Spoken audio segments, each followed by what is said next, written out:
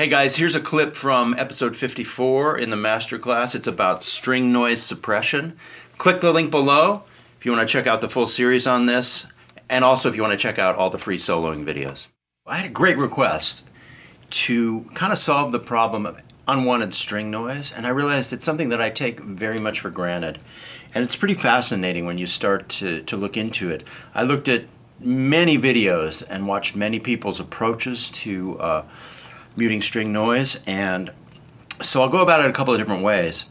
But the first simple approach, I would say, and I put up a pretty high gain sound here just so that there is plenty of string noise.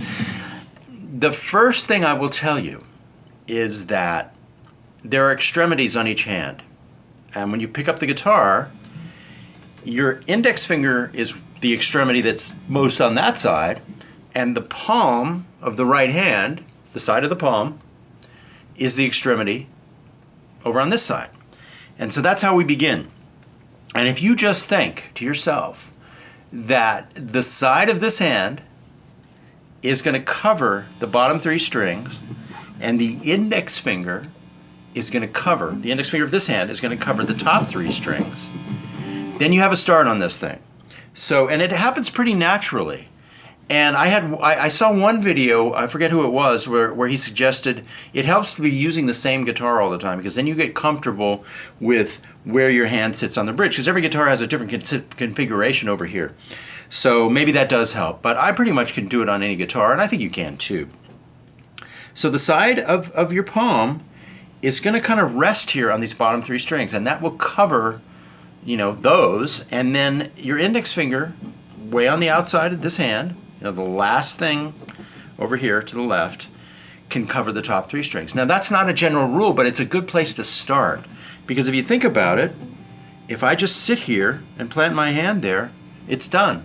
All the strings are muted.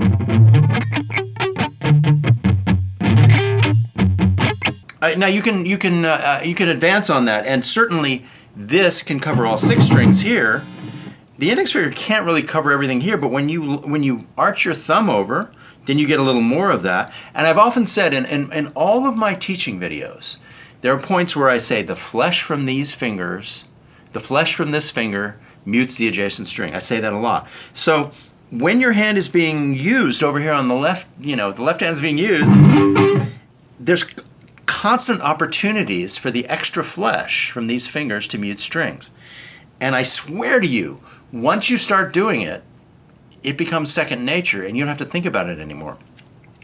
The thing that amazed me, there's something I realized I wasn't doing that one of the people I looked at talked about, is that when you're playing a note, what you want to do is make sure the flesh from the finger is basically, it's so you're not here. Let me get it close. You're not here. What you do is you kind of get it in the middle of the finger so that the flesh from the index finger is actually muting the adjacent string. And that's easy to do, and I realized I actually do that without thinking about it. It actually feels good. It feels comfortable. You're still hitting the tip of the finger there, but the extra flesh, the leftover flesh from the tip of this finger, is actually resting on the B string as I'm playing the E string. On this particular situation, check it out. I have the thumb muting the low E string, so I've got double layers of protection here. So what I've got is the index finger is muting the adjacent B string, so any activity on the E string is going to be stopped by that adjacent, by this flesh right here. And then I have increased the coverage over here with the side of the palm, and it's going across all five strings. And that's comfortable because my pick is way down here. I kind of have to put my hand there anyway to pick this high E string.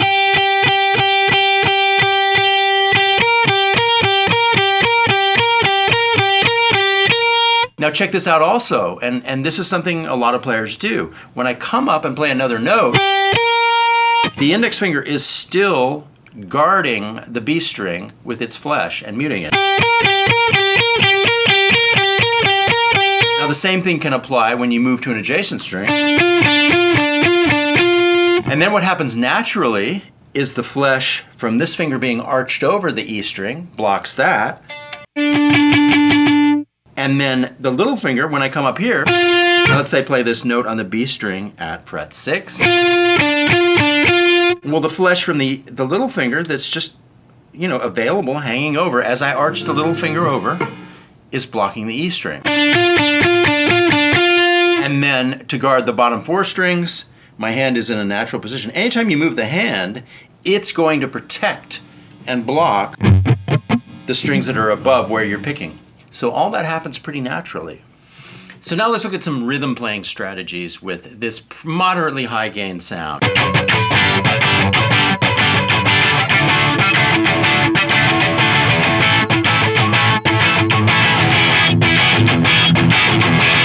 So with a cranked up sound, you're going to have extra noise. But really, all these same principles apply. All I'm doing when I play these chords is I play the chord, and then the hand lifts up, stays in exactly the same position, and mutes the strings as I click with my right hand.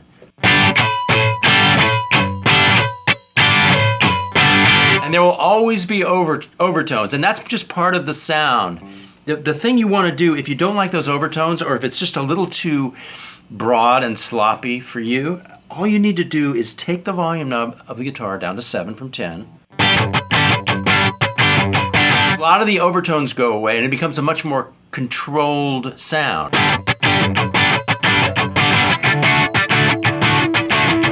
Now in a situation like this where I'm playing this D chord, if you notice, I am taking the index finger here and it's hanging over enough so that it blocks the sound from the low E string.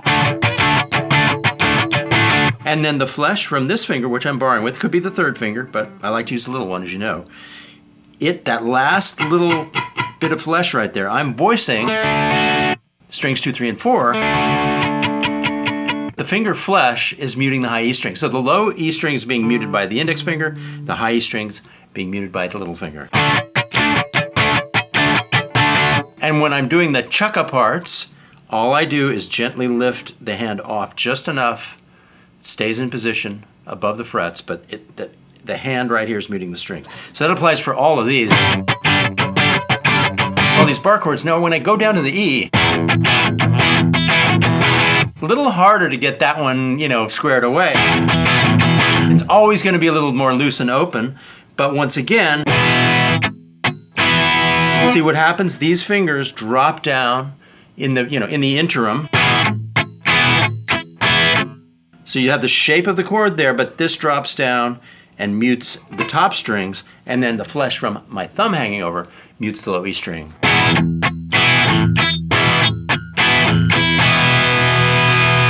Another thing you might choose to do if it's too sloppy for you and you have the high gain sound. So if I turn this down to 7 or 5, it all cleans up. A lot less overtones. It's easier to keep the strings from over-ringing. That's one way to handle it. Or you could actually change the style and decide not to do any muting. So if I turn the gain all the way up and I have the full distorted sound, by choosing a stylistically different way, it's another way to solve the problem. So you should keep an open mind about your part and your sound, and there are lots of ways that you can kind of fix extra string noise. Now let's look at some arpeggios. Something like that. That, of course, is the side of the palm muting the bottom 3 strings. It's over there. Now what just happened there is I went